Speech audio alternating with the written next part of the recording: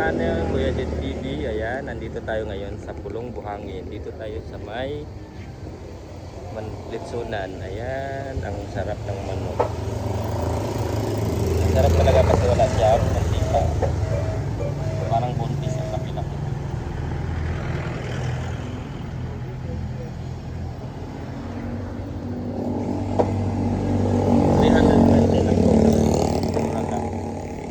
Ayan, sinatad ni Kuya. Ang sarap.